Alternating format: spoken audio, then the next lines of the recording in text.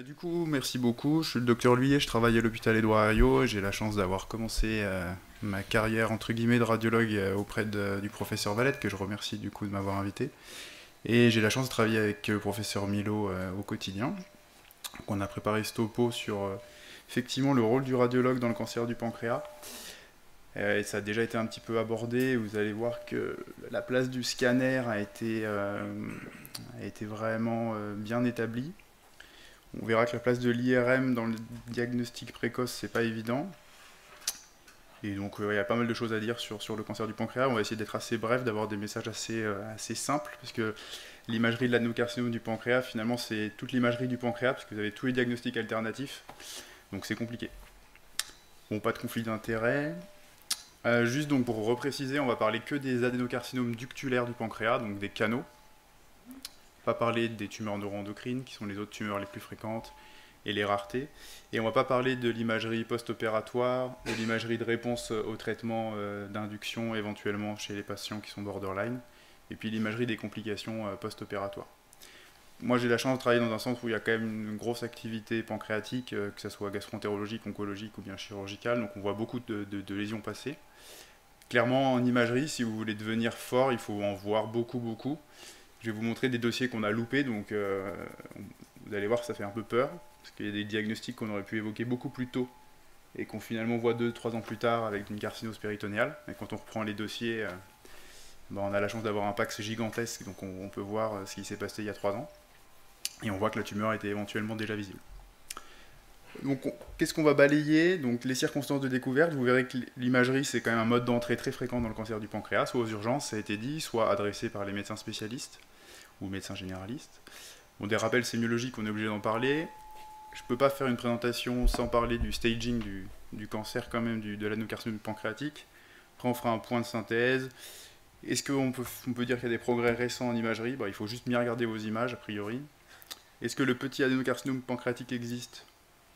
On va voir que c'est difficile. Et puis après, Pierre-Jean m'a fait le plaisir de me poser la question de la place de la biopsie percutanée. On verra que c'est rare. Et puis les diagnostics différentiels, et puis voilà. Donc les circonstances de découverte, globalement on a trois grosses choses. On a le patient qui vient avec des symptômes. On a le patient qui vient pour une surveillance, c'est rare, c'est les patients qui ont une TIPMP, qui ont une tumeur mucineux kystique, ça a été évoqué, puisque avant les tumeurs, on dit plus cystadénomucineux, parce que les Parisiens ont décidé qu'on allait changer de nom, donc on change de nom, ça change rien, mais dans le principe, on les surveillait pas du tout avant, maintenant on est un petit peu amené à les surveiller, donc on surveille ces patients. Et puis il y a la découverte fortuite. La découverte fortuite, c'est rare. Et surtout, c'est là où le radiologue, il doit avoir une plus-value, parce que c'est là où il faut qu'il voit le cancer, et c'est là où le cancer est potentiellement loupé. Patient qui a un ictère nu à 50 ans, vous n'allez pas louper le cancer, enfin vous n'allez pas louper l'anomalie. Il va tout de suite aller voir le gastro-entérologue, il va être hospitalisé, etc. Le patient qui vient avec des symptômes, des douleurs, etc., vous pouvez louper. Celui qui vient pour autre chose, à qui on fait son scanner pour une diverticulite, et à qui on découvre une dilatation avec un stop net du canal, celui-là par contre, il ne faut pas le louper. Et il y a beaucoup de radiologues qui décrivent des kystes dans le pancréas, on fait énormément d'IRM pour des kystes, bon, pourquoi pas. Par contre, on fait très peu d'IRM pour des dilatations canalaires alors que ça existe. L'élément vraiment clé du scanner, c'est la dilatation canalaire suspendue. Ça, vous devez, même si vous ne voyez pas la tumeur, vous devez l'adresser directement à des spécialistes. Bon, les symptômes, on l'a vu, donc ictère, évidemment, ça c'est ici une tumeur de la tête. Altération de l'état général, souvent c'est tardif. La pancréatite aiguë, c'est rare. C'est très rare qu'un adénocarcinome ductulaire se présente avec une pancréatite aiguë, ça nous arrive, mais c'est rare. À la différence des TIPMP, par exemple, qui envahissent le canal principal, beaucoup plus fréquent. L'acide, quand il y a de la carcinose. Douleur abdominale isolée, souvent c'est pas bon signe. Syndrome occlusif, plutôt mauvais signe aussi. Et c'est très souvent une urgence diagnostique thérapeutique, c'est là où vous ne le loupez pas. Vous arrivez, le patient est aux urgences, il est tout jaune, vous faites le diagnostic. Si vous avez des internes zélés, comme dans mon service, ils vous l'amènent à l'échographie alors qu'il y a 250 de billy, vous faites le scanner dans la suite. Les surveillances, la surveillance de la pancréatite chronique calcifiante, un vrai challenge, on loupe tous les cancers sur une pancréatite chronique calcifiante. De toute façon, c'est des patients qui sont en général inopérables assez facilement, parce qu'ils ont un cavernome porte, donc le chirurgien ne l'opérera jamais, quasiment tout le temps. Par contre, les TIPMP, vous verrez que j'ai un exemple là, de TIPMP qu'on surveillait, et on a vu le cancer à côté de la TIPMP.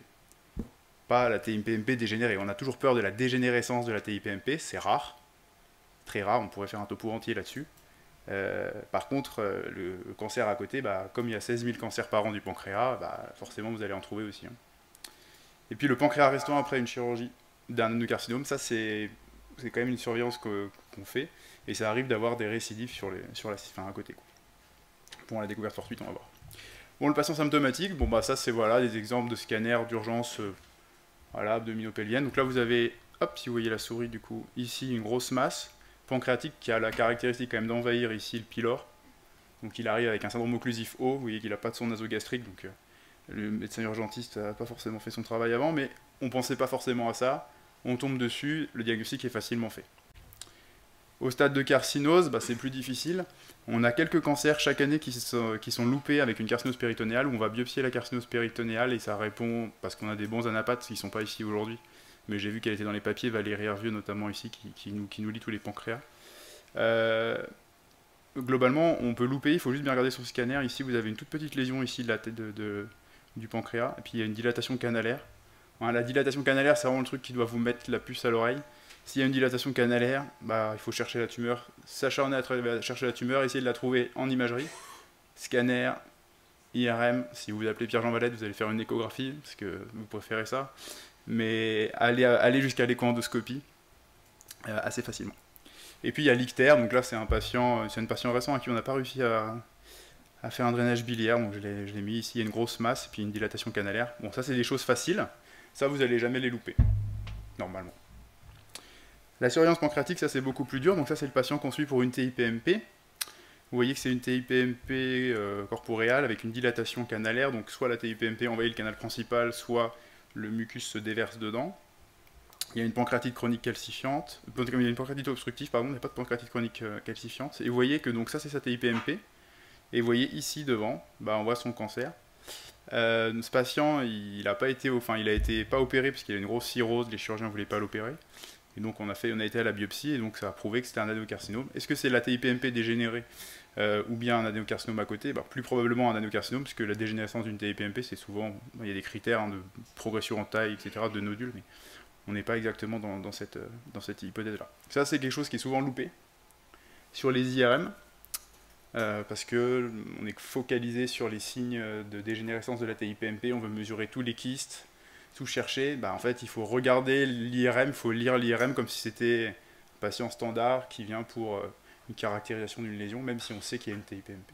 Et ça c'est vraiment, dans la pratique courante, c'est souvent loupé. Et puis vous avez ce malade, donc là c'est une reconstruction un peu oblique, vous voyez que c'est un patient qui a déjà été opéré d'une DPC, qui a une anastomose ici pancréatico-jéjunale, qui a déjà fait un adénocarcinome. On le surveille et vous voyez qu'on lui retrouve une petite masse du pancréas caudal avec une petite dilatation canalaire d'un. Ça aussi, pareil, c'est souvent loupé. Là, c'est plus difficile pour l'écho-endoscopie parce que la chirurgie fait qu'on ne peut pas y aller facilement. Donc, on peut y aller par l'estomac. Ici, c'était le cas, ça avait été biopsié par l'estomac qui restait. Donc, ça, c'est souvent quand même des choses difficiles. Surtout qu'on change un petit peu la pratique. Hein. Surveiller une TIPMP versus découvrir un cancer, c'est pas le même monde pour le patient. Donc, est-ce qu'il faut surveiller les TIPMP pour chercher des cancers? C'est la question ouverte, mais en tout cas, ça arrive. Puis la découverte fortuite, bon voilà, ça je vous montre un patient qu'on suivait pour une cirrhose, je crois. Et puis on lui trouve une dilatation canalaire suspendue, ici. Là, je vous ai reconstruit les séquences de BILIRM. Donc, est-ce qu'il faut faire des séquences de BILIRM à tous les patients qui ont surveillé une cirrhose? Dans le service, c'est plutôt non la réponse, mais en vrai, ça veut juste dire qu'il faut être à côté de la console et suivre l'examen. Soit vous avez des manips super performants qui vous alertent sur les signes, mais il faut les avoir formés, il faut qu'ils regardent leurs examens. Soit vous êtes à côté des manips et vous checkez les examens en temps réel et vous rajoutez des séquences ou pas. À titre personnel, je suis plutôt pour la lecture différée parce qu'on n'a pas le temps, mais du coup, on n'a pas forcément les séquences de BILIRM. Donc là, vous voyez, il y a une dilatation canalaire chronique avec une pancréatite chronique obstructive, une petite tumeur qui avait été prouvée, et ce patient a été opéré. Un autre patient, beaucoup plus dur. Ah, alors ça, c'est un patient, j'adore ce dossier, c'est mes collègues qui font beaucoup d'uro-radiologie, ils surveillent une cryorénale. Alors, ils surveillent une cryorénale qui a été opérée, qu'ils ont fait il y a 3 mois. Et mes collègues qui sont quand même des gens qui regardent bien leurs examens me disent c'est bizarre, il y a une dilatation du canal pancréatique qui est apparue, qui est toute petite sur leur T2 FATSAT, donc c'est pas une séquence habituelle d'IRM pancréatique. Et vous voyez que la souris est là. Ici, il y a une petite zone un peu suspecte. Sur l'injecté au temps artériel, on voit ici cette petite zone. Et donc ce patient, il avait un adénocarcinome pancréatique qu'on a découvert dans le cadre de sa tumeur du rein qui a été cryoablatée. Donc bon, il faut bien regarder les examens évidemment, et il faut avoir un œil averti sur le pancréas. Je pense que tous les radiologues doivent savoir lire une IRM du pancréas, au moins parce qu'ils font d'autres choses. S'ils font d'autres choses dans le ventre, il faut savoir quels sont les signes. S'ils n'en font pas, il faut vraiment adresser une lecture peut-être spécialisée à quelqu'un. Donc les rappels sémiologiques, c'est très simple. Vous avez des signes directs, des signes indirects. Les signes directs, c'est la visualisation de la masse et l'infiltration périvasculaire. On va voir qu'il y a quelques très rares cancers qui ne se manifestent que, entre guillemets, par l'infiltration tissulaire périvasculaire, le plus souvent artérielle. Et c'est ce qui va faire la résécabilité locale de la lésion. Et puis il y a les signes indirects, qui ceux-là sont ceux qui sont souvent les plus visibles. En premier, c'est l'anomalie du canal. Ça, vraiment, c'est le plus important. C'est très rare qu'il y ait un adénocarcinome sans dilatation canalaire. Et quand il y en a un, en général, c'est là où vous allez le louper. Parce qu'il est tout petit, ou parce qu'il touche que la queue. C'est très rare que la queue, souvent ça envahit le bile, donc ça parle plus de l'œil splénique, donc ça parle plus tard. Les anomalies parenchymateuses, ça c'est intéressant dans le diagnostic différentiel, on va voir. Très rare les pancréatites aiguës. Les anomalies vasculaires, bon, bah, vous allez voir, ça c'est plutôt dans le bilan local. Et puis l'extension aux organes adjacents, c'est souvent des choses qui sont assez faciles parce que le patient il a une symptomatologie déjà avancée. Alors, est-ce qu'on peut découvrir des cancers du pancréas à l'échographie? Oui, on peut, mais il faut bien faire l'échographie. Et il faut que le patient soit pas trop gros. Donc ça, c'est un patient qui est greffé rénal, donc qui a quand même une immunodépression chronique, et on lui découvre donc une lésion céphalique pancréatique. Ici, vous avez le tronc-porte. La jonction tronc-porte VMS, ici c'est l'AMS, là vous avez l'aorte. Et vous avez une dilatation du canal. Et je vous ai fait du Doppler ici, donc c'est la veine splénique que vous voyez derrière. Donc il y a une masse pancréatique. Et il n'y a pas de symptômes, on lui fait son scanner dans les suites. On a parlé un petit peu des temps d'injection du scanner, je vais en reparler. Hein. Vous avez le droit de faire un TAP portal, mais si vous faites de l'imagerie digestive, vous n'avez pas le droit de faire un TAP portal pour rechercher un cancer du pancréas. Si vous ne faites pas d'imagerie digestive, vous avez le droit de le faire, mais ce n'est pas ce qu'il faut faire. Donc vous avez une lésion ici corporéale avec une dilatation canalaire, qui est quand même une grosse lésion, vous voyez. Et il y a quand même un contact derrière avec la veine splénique, on verra que ça ne change pas grand-chose, mais on peut se demander ici avec la veine porte. Et cette patiente a été opérée. Donc qu'est-ce qu'il faut faire comme scanner? Donc bon,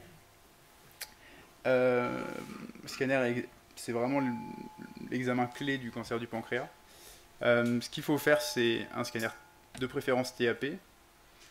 Est-ce qu'il faut faire un sans injection? À titre personnel, je le fais, surtout s'il y a une pancréatite chronique calcifiante, si vous avez des calculs endocanalaires, etc. Il faut faire une phase artérielle uniquement sur l'abdomen. 45 secondes, c'est ce qui est décrit dans la plupart des cas. Et puis vous faites le TAP en phase portale. Il y a encore des gens qui sont amenés à faire des TA artériels AP portal. Là, je parle plus le monde des radiologues. C'est très difficile à lire un TA artériel AP portal. En pratique clinique, c'est très dur à lire. La comparaison, etc. Donc moi, je fais toujours un artériel juste sur l'abdomen et puis un TAP portal. Si vous avez du double énergie, passez tous vos pancréas sur du double énergie. Je vais vous montrer des exemples. On n'a pas encore le photonique. Enfin, il y a des gens qui ont du photonique ici, je pense pas. Non. Voilà. Si vous avez du photonique, mettez-le au photonique. Voilà, les gens qui font beaucoup de pancréas, ils font boire un petit peu d'eau avant pour essayer de déplisser la paroi duodénale. Ça, c'est pour les diagnostics différentiels. Bon, ça, c'est les temps d'injection. Donc, voilà. Donc, pourquoi il faut faire un temps artériel? Oui. Il y a une question, mais on... Si, on parle de ça quand il y a un cancer. C'est pour ça que je voulais rajouter, je vous ai rajouté le produit en grammes d'iode. Il y a la question dans le public, c'était on parle pas en grammes d'iode. Si, quand c'est en oncologie, c'est validé. Et là, comme on est au moment du diagnostic, on l'adapte pas forcément au poids. Après, en général, maintenant, on adapte tout au poids. Hein. Donc, pourquoi il faut faire un temps artériel? Donc là, on est sur un scanner double énergie. Donc, ce malade, si vous avez fait un temps portal qui est à droite, vous auriez vu la dilatation canalaire. Comme vous avez fait un scanner avec un temps artériel pancréatique, avec une reconstruction mono-énergétique sur un scanner spectral, vous voyez qu'ici vous avez une petite lésion, je crois qu'il y a une petite flèche, voilà. Ici il y a une toute petite lésion du corps du pancréas avec une dilatation suspendue du canal. Pas d'atrophie parenchymateuse pancréatique, ça c'est important, ça veut dire que l'obstacle il est récent. Hein, quand vous avez une lésion qui augmente doucement en taille, il va y avoir une dilatation canalaire et le parenchyme va être tout atrophique. C'est un argument pour dire que la lésion elle évolue rapidement. Donc là, c'est un petit adénocarcinome qui a été opéré. Dans les signes directs, il y a aussi l'infiltration tissulaire, c'est souvent autour des vaisseaux, c'est souvent très difficile. Vous voyez que ce temps d'injection est un peu trop précoce, donc la lésion, on a du mal à la voir. Pourquoi on fait 45 secondes, je vous ai pas dit, c'est le moment où, dans l'adénocarcinome, c'est le moment où il y a le meilleur contraste entre la tumeur qui est hypovasculaire et le pancréas qui est le moment où c'est le plus rehaussé. Donc c'est le meilleur rapport contraste sur organe, entre la lésion et le pancréas. Si vous faites de la TNE, par exemple, nous on a un centre de TNE, moi je fais 2 temps artériels. Je fais un temps vasculaire précoce, à 25 secondes, et puis un temps pancréatique. Il y a des gens on peut discuter, hein, il y a des chirurgiens qui demandent d'avoir un temps vasculaire précoce pour avoir l'anatomie vasculaire. Donc il y a pas mal de choses qui peuvent se discuter, c'est souvent une discussion experte, mais voilà.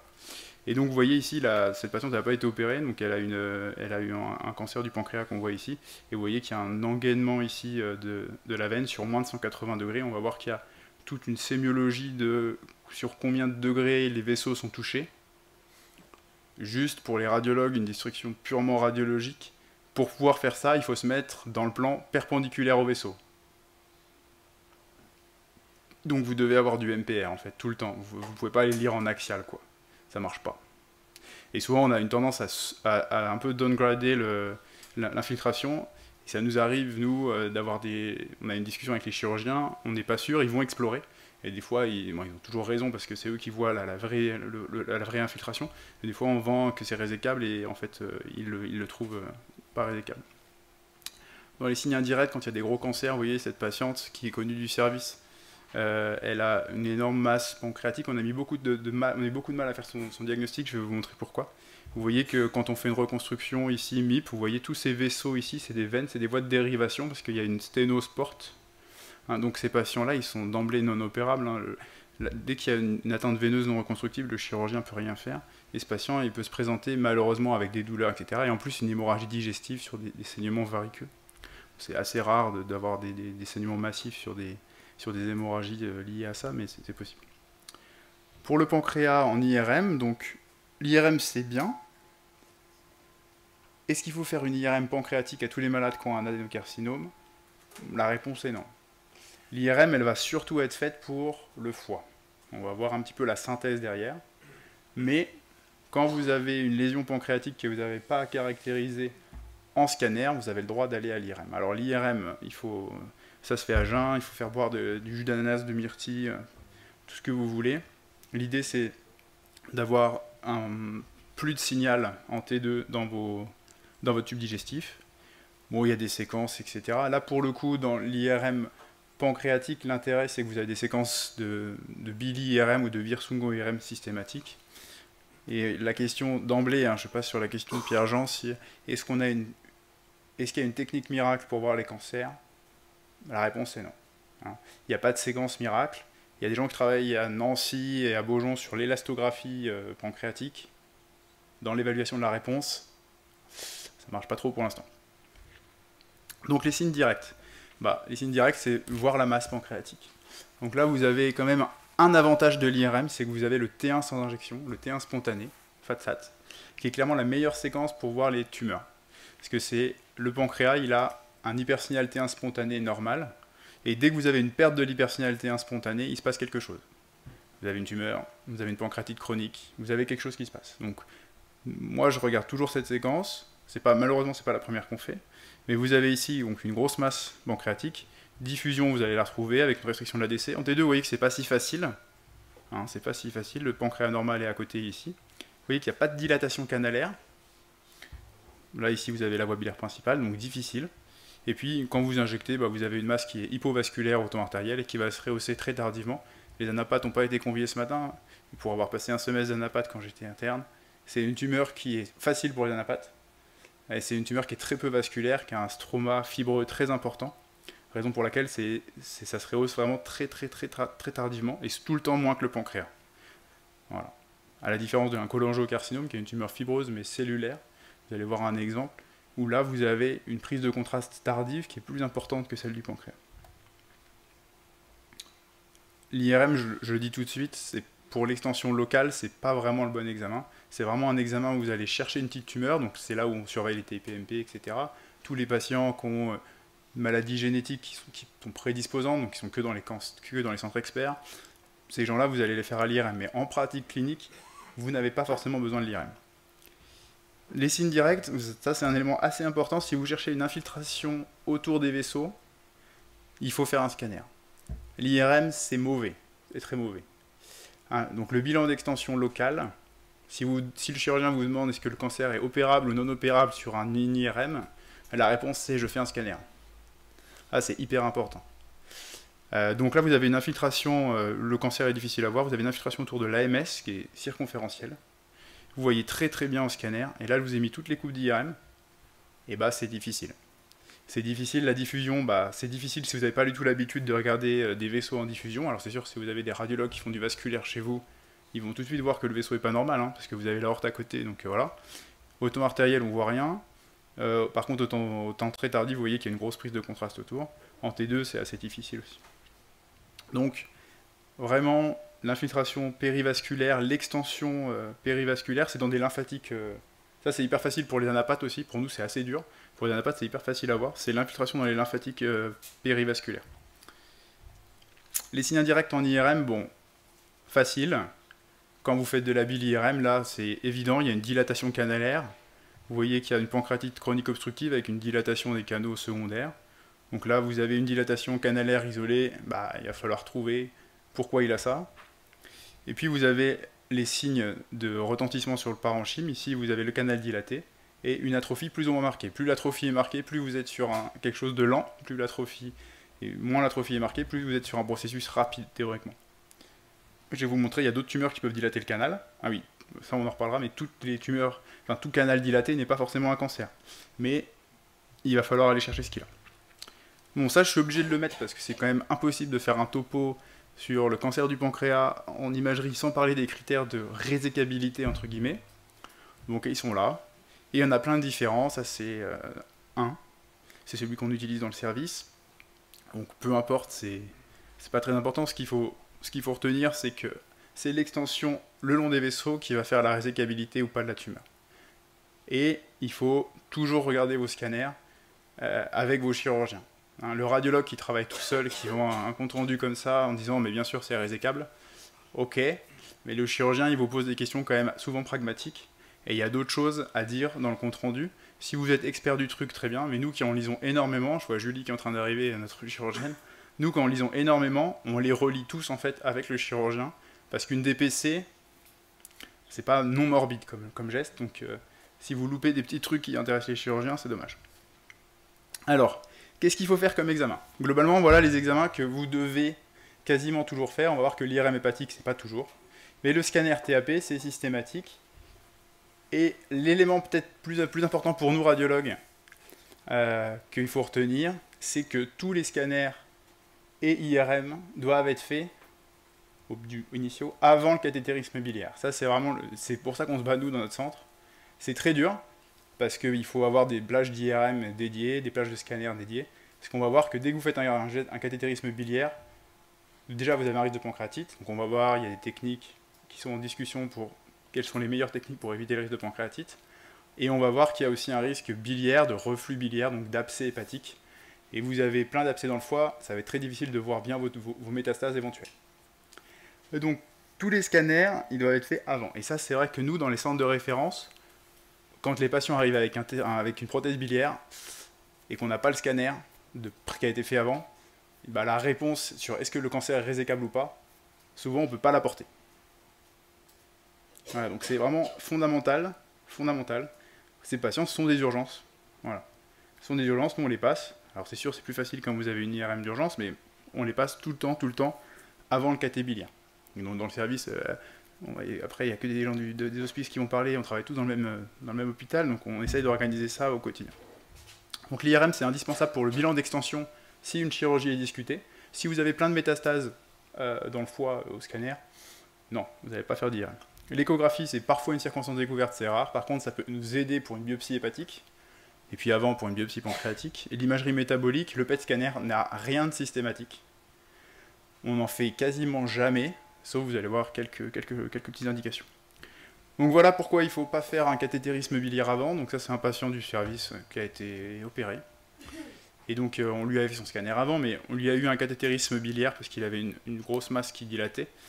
Il y a une prothèse biliaire plastique ici, et vous voyez cette petite lésion dans le foie. Alors évidemment, quand vous êtes radiologue, vous faites que ça toute la journée, vous allez dire, je pense que c'est un abcès, mais c'est toujours difficile de signer noir sur blanc, bien sûr c'est un abcès, ce n'est pas une métastase. Ça va retarder la chirurgie, possiblement. Vous allez le mettre sous antibiotiques. Le chirurgien va toujours, même s'il a une confiance extrême en vous, va toujours se dire est-ce que c'est pas finalement une petite métastase à côté? Ou est-ce que c'est pas quelque chose qui s'est abcédé? Voilà. Donc là c'était un abcès. Mais bon, il y a des signes, hein. Après c'est toute l'imagerie du foie, mais retenez qu'il faut faire vos imageries avant le cathétérisme biliaire. Donc il faut parler au gastro-entérologue. Alors les progrès. Ouais, vraiment le meilleur progrès pour nous, c'est le scanner double énergie. Donc maintenant, il y a quand même beaucoup d'installations qui se font avec ça. Donc ça, c'est juste pour vous montrer que ça fait un peu peur. Donc voilà, un patient qui a une dilatation canalaire. Assez facile, hein. Voilà. On est au tout début de son cancer, il n'y a pas d'atrophie. Alors évidemment, si vous êtes radiologue, vous voyez beaucoup de pancréas toute la journée, vous allez voir qu'ici, il se passe des choses pas normales. Si vous êtes logique, vous allez dire il y a une dilatation canalaire suspendue, je vois pas, mais il y en a une quand même. Et si du coup vous regardez les reconstructions monoénergétiques et en densité d'iode, vous voyez beaucoup mieux cette lésion déjà en mono-I ici, puis alors en densité d'iode, vous voyez, on augmente notre rapport entre le contraste de la tumeur et celui du pancréas normal à côté, et donc on ne loupe pas cette petite tumeur corporeale. Donc les petits adénocarcinomes, entre guillemets, ils sont quasiment tout le temps dans le corps du pancréas, parce que là ils ne donnent pas de symptômes. Quand ils sont dans la tête, ils vont donner des symptômes, ils sont petits dans le sens où ils ont une petite taille, mais ils vont parler très vite. Ceux sur lesquels on peut être amené quand même à avoir une plus-value, c'est vraiment ceux qui ne donnent pas de symptômes. Et c'est souvent le corps quand même du pancréas, ou la queue, mais plus rare. L'IRM, est-ce que l'IRM c'est vraiment plus performant? À titre personnel, je pense que avec le T1 spontané, vous avez de bonnes chances de trouver le cancer du pancréas. Mais si vous faites un scanner double énergie avec un temps artériel pancréatique, il n'y a pas de plus-value de l'IRM dans le diagnostic de la lésion. Non. Toutes les études ont montré que si vous n'avez pas vu de tumeur dans le cancer pas vu de cancer en scanner, l'IRM rattrape très peu de cas. Par contre, l'écho-endoscopie va en rattraper. Donc là, vous avez une lésion, c'est la patiente qu'on surveillait pour une lésion rénale opérée, cryoablatée, et il y a une petite lésion pancréatique ici. Juste pour vous montrer la diffusion. On a longtemps pensé que la diffusion allait être vraiment le séquence reine, en fait, non. Parce que c'est difficile, c'est un organe profond. L'ADC est souvent artefacté parce que vous êtes dans des zones d'interface. Donc ça marche pas très bien. Voilà, donc ça, c'est nos plus belles erreurs. Voilà, ça arrive dans tous les services. Hein. Donc, patiente qui vient donc, en novembre 2023 pour altération de l'état général, ACIT. Ok. Vous regardez son scanner, vous vous dites oui, effectivement, il y a une petite dilatation canalaire, il n'y a plus de pancréas caudal. Peut-être qu'il y a une lésion là. Ok. On est sur un temps portal, donc voilà, c'est le temps du scanner standard aux urgences quand vous avez beaucoup d'activité. Vous reprenez son scanner d'un an auparavant, bah ouais, il y avait une petite dilatation canalaire, et puis on voyait pas grand chose, et puis son scanner d'il y a 2 ans, c'était normal. Donc cette patiente, on lui a fait une biopsie de sa carcinospéritonéale, là vous la devinez, mais il y en avait partout. On lui a fait des IRM, on lui a fait une écho-endoscopie parce que personne trop pensait que c'était son pancréas. Et donc il y avait un adénocarcinome du pancréas avec une carcinospéritonéale. Et donc si on l'avait pris à ce moment-là, peut-être qu'il était très probablement résécable. Quand on parle de diagnostic précoce du cancer du pancréas en imagerie, c'est à la fois le stade précoce, c'est si on arrive au bon moment, mais c'est surtout qu'il faut regarder les images qu'on fait. C'est essayer de le trouver quand on ne le cherche pas. Et ça, c'est très difficile. Hein. C'est chercher, nous en imagerie, les gens qui ne sont pas en radiologie ici, ils ne le savent pas forcément, mais si vous avez une demande orientée, vous êtes meilleur que si vous n'avez pas de demande. Ça, c'est normal. Et donc là, il y a quand même pas mal de gens qui travaillent sur l'intelligence artificielle. Et effectivement, quand l'intelligence artificielle a un intérêt, il y a des gens qui travaillent sur la détection de la dilatation canalaire. Pour l'instant, il n'y a pas de produit en routine clinique, mais ça peut arriver. Et puis, c'est pas parce que vous avez un symptôme très bruyant que c'est un gros cancer. Ça, c'est un patient qui a été opéré il n'y a pas très longtemps dans le service, je crois. Vous avez une grosse dilatation canalaire, énorme. Le patient il est tout jaune, il a des gros symptômes, il peut venir avec une angiocolite, et finalement sa lésion elle est toute petite, ici céphalique, à peine visible, vous voyez. Donc là, bah, c'était un scanner des urgences, hein, donc on voit pas très bien. Vous voyez que c'est pas un temps du tout adapté au pancréas, c'est un temps beaucoup trop précoce, beaucoup trop vasculaire. C'est pour ça que vous voyez pas bien la tumeur. Et donc c'est pas parce que les symptômes sont importants, surtout au niveau quand c'est céphalique, s'il y a un ictère, souvent les patients, il faut quand même les évaluer pour la résecabilité.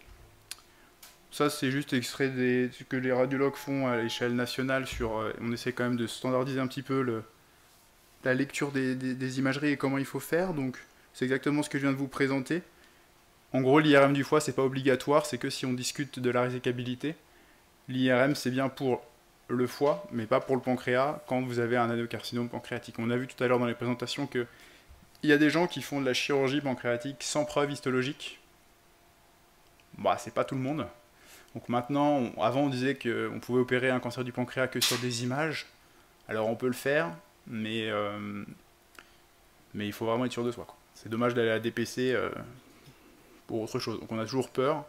Donc avant, globalement, on fait quand même beaucoup d'écho-endoscopie avec biopsie. Alors la biopsie percutanée, ça c'est vraiment une question de Pierre-Jean. Ça c'est beaucoup fait. Moi j'ai appris à en faire du coup. Mais c'est vrai que de l'extérieur, c'est pas... Voilà, donc ça c'est une patiente du service que tu connais pas, je crois. Enfin si, tu dois connaître. Voilà, une patiente, on a tourné autour. Très sympa, mais avec un gros cancer. Et on voyait ces images. Et on a fait une écho-endoscopie. Ils ont biopsié. Ça répondait pas. Pas de cellules tumorales. Alors que le cancer était plutôt évident. On lui refait une deuxième écho-endoscopie, et bah, toujours pas. Et donc là, bah, on s'est dit, bah, ok, on va faire une biopsie percutanée. Sauf que biopsier le pancréas en percutané, quand vous n'avez pas de métastase dans le foie, c'est pas évident. Quelle cible il faut prendre? Et c'est là où, à mon sens, l'imagerie métabolique, l'imagerie fonctionnelle a un intérêt. Donc on lui a fait un PET scanner Enfin, c'est les oncologues qui ont proposé cette stratégie. Et donc, on lui fait son PET scanner, et donc vous voyez que son PET scanner, en fait, toute l'infiltration autour de l'aorte, de son tronc cœliaque, c'est pas ce qui fixe le plus, c'est pas ce qui est le plus métabolique. Et donc, malheureusement pour nous, la zone la plus métabolique, c'est cette zone-là. Alors, vous voyez que c'est pas la plus accessible en biopsie. Bon. Donc, on la met sur le ventre, on lui fait son scanner. Et bien après, voilà, moi je suis radiologue interventionnel aussi, donc on a été mettre l'aiguille jusqu'au contact de la lésion. On a fait ce prélèvement et ça a répondu que c'était un adénocarcinome du pancréas. C'est une dame qu'on a mis peut-être 3 mois à faire le diagnostic au moins. Voilà, aujourd'hui elle a un traitement systémique évidemment, mais donc la place de la biopsie percutanée, aujourd'hui c'est très marginal. C'est marginal, on est obligé de dire ça. Il n'y a pas de surrisque en termes de complications. Ça, tout le monde c'est acté. Par contre, il y a un risque de dissémination qui est plus important qu'en écho-endoscopie. Donc vous ne pouvez pas le faire chez des patients qui sont potentiellement résécables. Alors ça, c'est hyper important. Ne vous lancez pas dans la biopsie percutanée chez des gens résécables, ou qu'on va pouvoir évaluer pour la résécabilité. Interdit. Et si vous le faites, vous pouvez le faire sous échographie, c'est assez facile. Alors l'échographie se présente pas trop, enfin c'est pas très joli en présentation, c'est pour ça que je ne vous ai pas mis. Mais Pierre-Jean ici faisait quasiment tout sous échographie. Par voie antérieure, si vous faites une petite... Là on a mis un gros calibre, mais vous pouvez faire des petites cytoponctions, vous pouvez traverser, on l'a pas dit, le tube digestif, avec des petites aiguilles, 20G, il ne se passe pas grand chose. À titre personnel, je le fais pas. Mais Pierre-Jean le fait, voilà, le faisait. Les diagnostics différentiels, donc là on arrive dans tout ce qui n'est pas le cancer du pancréas, et tout ce sur quoi vous pouvez tomber. Donc ça intéresse finalement tout le monde, à la fois les radiologues, les chirurgiens, les oncologues et les gastro-entérologues, parce qu'en fait en RCP on discute de ces dossiers. C'est des patients qui souvent ont la même symptomatologie qu'un cancer du pancréas. Une dilatation bicanalaire, on apprend tous que c'est un cancer du pancréas jusqu'à preuve du contraire. Et c'est vrai, il faut toujours le chercher. Sauf que c'est là où l'IRM pancréatique peut avoir un intérêt, quand au scanner vous tiquez en vous disant bah, cette lésion elle est bizarre. Un adénocarcinome aussi gros qui ne parle pas assez vite, c'est bizarre. Il y a une calcification centrale. Bon, après vous allez à l'IRM, parce que vous avez déjà une idée du diagnostic. Vous allez à l'IRM, et bon là le diagnostic il est évident. Pour les gens qui font de l'imagerie du pancréas, c'est un cystadénome séreux. Est-ce qu'il faut opérer ce malade? Bah, très probablement. Très probablement parce que même si c'est une tumeur bénigne dont on sait qu'elle ne dégénère pas, il a une dilatation bicanalaire. Et ce patient, il a été opéré, et on sait que c'était un cystadénome séreux, sans rien d'autre. pareil, patient qui arrive avec un ictère, échographie, dilatation des voies biliaires, on ne voit pas le pancréas en échographie parce que c'est profond, scanner direct, vous avez un temps artériel à gauche, portal tardif. Là, vous avez une lésion qui dilate à la fois les voies biliaires et le canal pancréatique, et qui n'est pas hypovasculaire en temps artériel. Au temps artériel, cette lésion, elle est iso par rapport au pancréas. Et vous voyez que ça se rehausse progressivement et tardivement. Ça c'est très peu probable que ce soit un adénocarcinome pancréatique. C'est très probablement une tumeur de la voie biliaire principale distale, un cholangiocarcinome intrapancréatique. Une patiente du service qui a été opérée, on a prouvé que c'était un cholangiocarcinome de la voie biliaire principale intrapancréatique. Et l'imagerie peut apporter des arguments. Est-ce que ça change quelque chose dans la décision, dans la stratégie? Pas vraiment. Ça change rien. Dans le pronostic, un petit peu. Et puis, toute dilatation du canal, je vous ai dit, c'est un cancer. Alors oui, mais il y a plein de choses d'autres qui peuvent donner une dilatation du canal. Ça, c'est un patient qui était suivi, enfin qui n'était pas suivi, à qui on a fait un scanner du ventre parce qu'il avait mal. Il avait un petit mouvement de lipase. Bon, on a vu qu'il y avait une boule, on a tous vendu un cancer. On s'est dit, parfait, on fait le diagnostic précoce d'adénocarcinome pancréatique. Ouais, sauf qu'après on lui a fait un TAP, et en fait il avait une grosse tumeur du poumon, et c'était une métastase de son cancer du poumon. Donc c'est aussi une possibilité, pour ça que le TAP va vous rattraper les métastases éventuelles. Les autres métastases très fréquentes dans le pancréas, c'est le rein, c'est les tumeurs hypervasculaires, etc. Mais ça donne très souvent peu de dilatation du canal. Puis après, vous avez les raretés des centres experts, où le patient arrive avec un diagnostic de cancer, et puis bon, voilà, ça c'est un patient qui a 50 ans, qui a une dilatation du canal, ok, avec un stop net, très bien. Et puis, bah, voilà, c'est un peu flou, un peu bizarre, on voit pas la tumeur. Bon, on se pose beaucoup de questions. On va bien sûr à l'échoendoscopie, biopsie. En fait, c'était une pancréatite auto-immune. Voilà. Donc là, vous pouvez pas faire le diagnostic en imagerie. Hein. Enfin, vous pouvez apporter des éléments. Et ce qu'il faut dire, c'est qu'il y a une dilatation du canal avec un stop net, une lésion qu'on voit pas très bien, et il faut aller jusqu'à l'échoendoscopie. Autre exemple de tumeur qui dilate le canal, mais vous voyez ici, là vous pouvez apporter un élément, vous en tant que radiologue, ou bien les gens qui font beaucoup de lectures d'examen pancréatique, les chirurgiens ils le savent très bien. Vous avez une dilatation du canal qui est très marquée, et vous n'avez plus du tout de parenchyme autour. Hein, donc vous avez une lésion corporéale, et le canal il est tout dilaté, mais de manière très chronique. Ah bah voilà, ça fait partie du rôle du radiologue d'essayer d'orienter le diagnostic. Ça c'était une petite TNE du pancréas. Alors bon, difficile, elle est un tout petit peu hypervasculaire. Les TNE, on dit toujours que ça dilate pas le canal, etc. Bah, c'est possible quand même que ça dilate le canal. Je vais pas parler de la pancréatite chronique calcifiante exprès, parce qu'ils ont tous des dilatations canalaires. Et l'IRM va pas beaucoup vous aider pour faire le diagnostic, parce qu'ils ont tous une pancréatite chronique, donc ils ont tous un hyposignal de leur pancréas. Donc le cancer, vous allez le louper systématiquement. Nous, on fait un peu le parallèle avec les cholangites sclérosantes primitives dans le foie. Quand vous avez un cholangiocarcinome sur une cholangite sclérosante primitive, vous allez le louper quasiment systématiquement. Bah, c'est pareil pour les pancréatites chroniques calcifiantes. Le scanner, c'est quand même le meilleur examen, et vous allez voir le cancer quand il déborde du pancréas, c'est-à-dire au moment où il est non resécable. Voilà. Donc voilà pour les diagnostics différentiels. Et puis bah, je ne pouvais pas faire de topo sur le diagnostic du cancer du pancréas sans parler de ce qui me fait un peu vibrer au quotidien, c'est la radiologie interventionnelle, parce que moi j'ai une activité mixte, et puis Pierre-Jean en a fait pendant des années. Donc je ne vais pas parler de ce qui est post-opératoire, c'est là où on travaille beaucoup, parce que c'est une chirurgie qui est relativement morbide, c'est une chirurgie où même vous avez le meilleur opérateur possible, vous avez quand même des complications, et c'est des complications qui sont graves, donc on intervient souvent.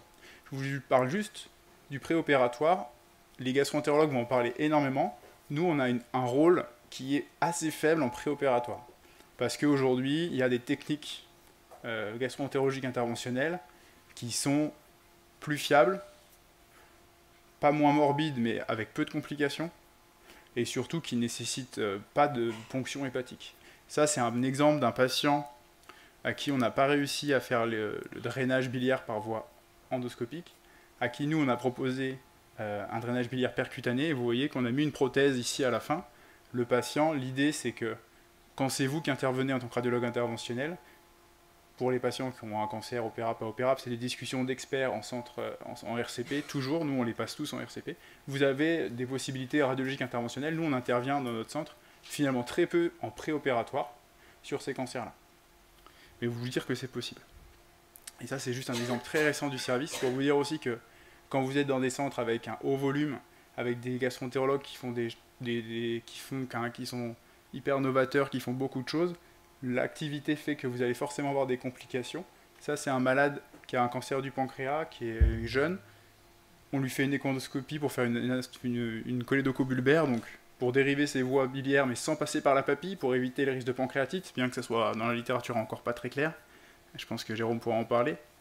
Et il a une hémobilie en post-geste. La prothèse n'est pas mise, en fait, le gastro-entérologue nous appelle, etc. Il dit il y a plein de sang, etc. Bon, on lui fait son scanner, on voit en fait qu'il y a une petite anomalie ici vasculaire, à côté du tronc-porte, et on voit surtout une grosse hémobilie, c'est ça qui est rempli de sang. Et en fait, donc, ça c'est son reconstruction, ça c'est l'artériographie. Vous voyez qu'il y avait une anastomose, enfin une petite variante anatomique, il y avait une petite branche d'artère hépatique droite qui naissait de l'AMS. Et donc là, on a été l'emboliser ce malade, lui boucher l'artère qui saignait. On ne le voit pas sur l'artériographie. Mais ce patient, on l'a réévalué la semaine dernière, je crois. Il n'est pas encore opéré. Mais voilà, c'est le rôle du radiologue, ça ne s'arrête pas au diagnostic. On peut parler de plein de radiologie interventionnelle, moi j'adore ça.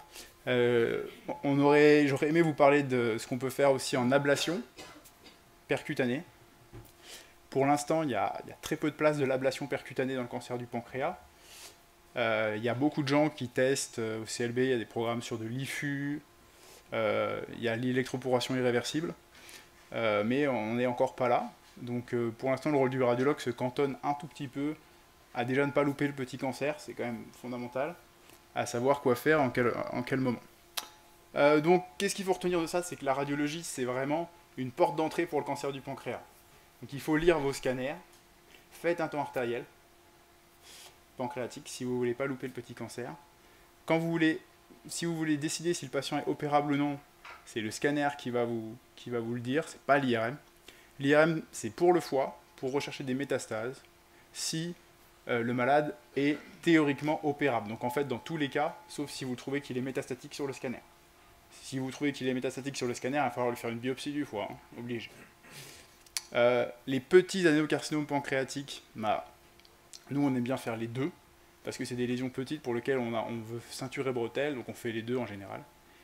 Si vous devez faire des imageries, faites-les toujours avant le cathétérisme biliaire. Vraiment, c'est le message peut-être clé du truc, c'est il faut vous coordonner avec vos correspondants pour que ces imageries elles soient faites avant absolument, parce qu'après c'est trop tard. Après on est en RCP, on lit les scanners, et on dit bah ouais il y a une infiltration, mais est-ce que c'est lié au cathétérisme ou pas? Est-ce que parce qu'il a fait une pancréatite ou pas? Et ça c'est vraiment préjudiciable pour le malade, pour le pronostic. Après bon, la biopsie percutanée, je pense qu'il y a plein de gens qui en feront jamais. Nous on en fait je sais pas 5-6 par an max. On a des bons résultats, mais ça reste du domaine de l'expertise validée en RCP quand les patients ne sont pas opérables. Je crois qu'on a fini. Yes.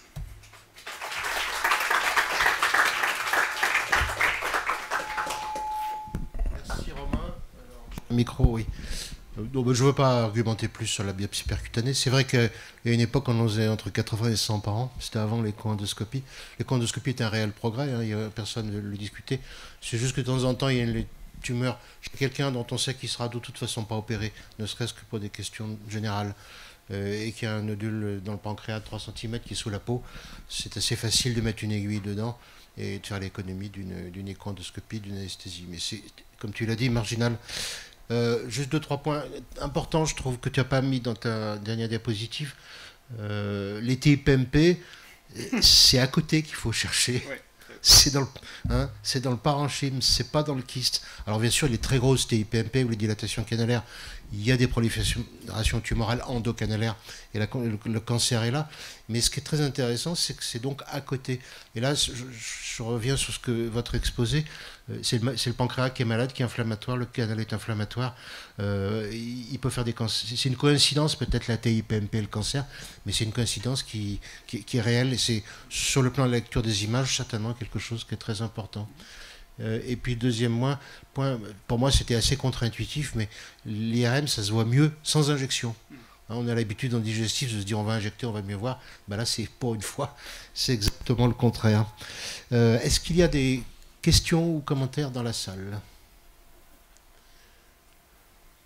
Oui, Jérôme. Aïe, on va faire la RCP. Non, c'est pas du tout sur une compétition éventuelle ou quoi que ce soit. Non, c'est juste que du coup, alors, moi je connais pas grand-chose en scanner, mais on voit des images en fait de plus en plus belles en fait dans ce que tu montres avec les scanners, le scanner spectral, les choses comme ça. Et j'ai l'impression, comme tu le montres, que en fait on voit encore mieux qu'avant. Et avant, ça arrivait en fait qu'on passe à côté de lésions où nous on avait des écho-endoscopies à faire avec des lésions qui n'avaient pas été vues en fait, et on les voit très bien parce qu'elles sont tissulaires et du coup on le voit bien. Mais j'ai l'impression que ça s'améliore beaucoup. C'est l'impression que vous avez, vous, c'est prouvé ça? Il y a des études là-dessus? Ouais, merci pour la question du coup. Effectivement, avant, il y avait quand même pas mal de patients que vous voyez, vous, en écho-endoscopie qu'on avait loupé. Donc, moi, je viens de Nancy, il y avait un grand patron, Denis Régent, en radiologie, qui disait que il arrivait et disait aux externes et aux internes, vous pensez tous que l'échographie est un examen opérateur dépendant, et moi, je vais vous prouver que le scanner est un examen opérateur dépendant.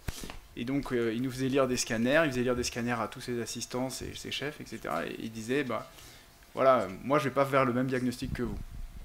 Et en fait, effectivement, ça dépend du radiologue qui lit les images, c'est sûr, et ça dépend aussi beaucoup de la technique.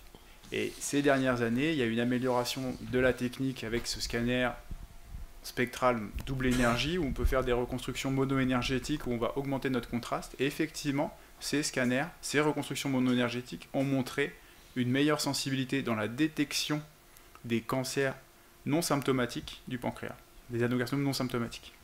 Pour ce qui est des adénocarcinomes symptomatiques, il n'y a pas de différence, parce que on va faire le diagnostic quand même. Par contre, effectivement, les scanners double énergie ont montré une plus-value. Et j'insiste un tout petit peu, vraiment quand vous faites une exploration pancréatique, si vous ne faites pas de sans injection, on ne vous en voudra pas trop. Par contre, si vous ne faites pas de temps artériel pancréatique, vous allez passer à côté quand même de petites lésions. J'ai montré un exemple où vraiment sur le portal, il faut vraiment avoir l'œil pour la voir. Vous allez juste voir la dilatation canalaire, mais faites un temps artériel. Donc effectivement, ces scanners ont montré une plus-value. Et là, avec l'arrivée du photonique, donc, où on va pouvoir décomposer complètement le spectre, et c'est assez excitant. Les images, en tout cas, montrées pour l'instant, moi, j'ai jamais eu l'occasion de travailler dessus. Il n'y a pas d'études dessus pour le pancréas, mais ça a l'air d'être assez impressionnant. D'accord. Donc pour revenir à ce qui nous préoccupe aujourd'hui, diagnostic précoce, ces nouveaux scanners, clairement, il faut les utiliser. Reste à démontrer par des études, mais ça semble être mieux. C'est plus sensible. Et d'accord, très bien. Donc voilà un message important. La question étant... En attendant que la question arrive... surveillance justement des TIPMP en scanner. Plein de points d'interrogation. Qui dans la salle fait de la surveillance de TIPMP en IRM régulièrement? C'est une question qui suscite beaucoup d'autres questions, a priori. Parce que c'est une avalanche. On n'arrête pas de faire des surveillances de TIPMP et on voit jamais...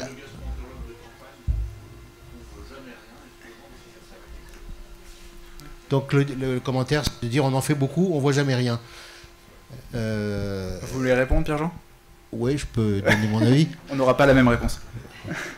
Non, mais je crois que moi je suis assez comme le radiologue de campagne, c'est ça? Le gastro-entérologue de campagne, ou en tout cas si on fait quelque chose, on fait du très simplifié.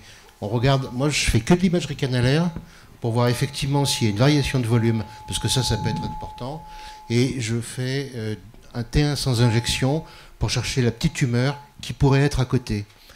Et j'injecte pas. Protocole simplifié. Alors ça c'est le radiologue de ville, mais un peu ancien. Qu'est-ce qu'il nous dit le jeune radiologue? Bon, en vrai, la surveillance des TPMP, on pourrait en faire un chapitre en soi. Il y a beaucoup de gens qui travaillent dessus. Déjà, il faut arrêter de les surveiller à partir d'un certain âge. Alors après, il y a l'âge, effectivement, à 87 ans, je suis pas sûr que ce soit le plus important. L'âge physiologique du patient, et en fait, nous on en parle de temps en temps quand même au RCP, si le patient est plus opérable pour des raisons générales, on ne faut plus le surveiller. Donc ça, c'est une question assez facile. Et puis la localisation. Parce que si le prix à payer, c'est une DPC, c'est pas le même devis que dans la queue du pancréas. C'est clairement la question qui est souvent posée aux chirurgiens. Après, sur la surveillance, est-ce qu'il faut faire un scanner pour surveiller ces gens? Ça fait quand même, ça dépend quel délai ils sont surveillés, mais ça fait quand même beaucoup de scanners. Est-ce qu'il faut faire une IRM? Probablement oui, parce qu'on sait ce qu'on fait, et voilà. Est-ce qu'il faut faire un protocole simplifié ou l'injecter? Finalement, l'injection, c'est pas ce qui demande le plus de temps dans l'IRM du pancréas.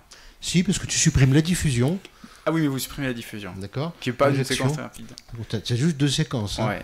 C'est vrai que les séquences qui sont le plus coûteuses en temps, c'est surtout les séquences canalaires et le T2. Le T1 est pas très... voilà, on perd 5 minutes quoi, par IRM. Alors sur 5 IRM 5 minutes par IRM pour toutes les IRM de la journée, c'est une vraie discussion. À titre personnel, en tant que jeune radiologue, j'injecte ces IRM. Et dans le service, il n'y a plus ce protocole. L'eau séquence. Mais...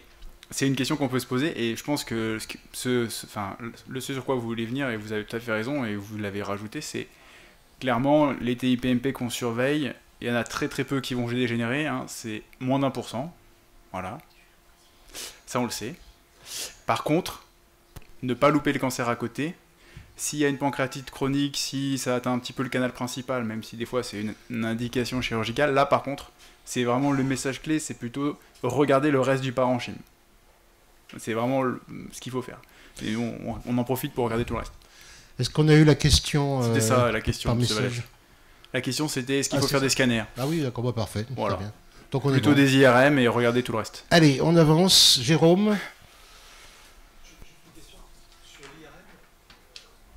Il y a une autre question, mais je peux la transmettre. Hein. Très court, c'est pour rechercher les métastases hépatiques dans le cancer du pancréas, si c'est résécable, est-ce que vous utilisez du gadolinium hépatospécifique? Alors, très bonne question. J'aurais dû envoyer Laurent Milo ici, qui aurait répondu. Ça aurait été beaucoup trop long, et c'est vrai que les gens qui le connaissent bien, ça aurait été trop long. Mais oui. Moi, je l'utilise. On n'a pas accès, comme on veut, encore aux primovistes. On peut y arriver quand on discute, mais moi à titre personnel je l'utilise surtout quand la décision elle est... En fait pour le bilan initial j'utilise. Nous on utilise quand même pas mal de multi-ans du coup encore historiquement dans le service quand on n'a pas accès au primoviste, mais moi je l'utilise, ouais. Voilà. Allez, on avance. Allez, on Merci. change.